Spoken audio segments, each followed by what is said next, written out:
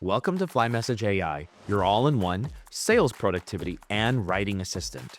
In this tutorial, I will explain what is a FlyPlate and how to use them.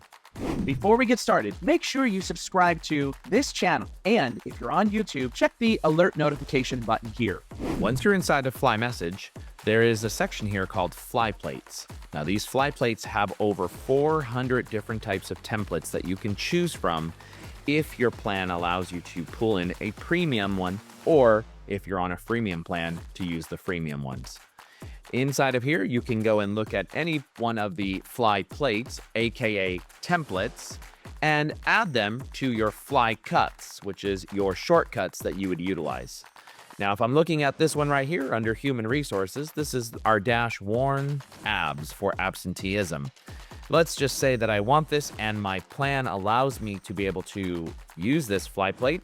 You know that you cannot utilize this particular FlyCut under a FlyPlate by simply looking at that it hasn't been added, and you see an Add to FlyCuts button, and you do not see any editing controls like bold, underline, italics. So I'm going to click Add to FlyCut over here. You can select a category right inside of here. And since I'm in Human Resources and I want one there, I can select Human Resources. If I don't see my category, I can simply come inside of here and create a new category right from here. Now I'm going to select Human Resources and I'm going to click Save.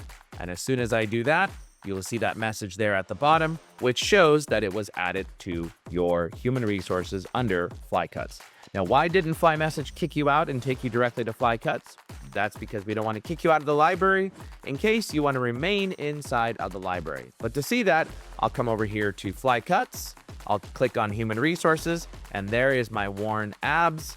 And you can now see I have all of the editing controls right inside of here. There you go. That's how you add a FlyPlate.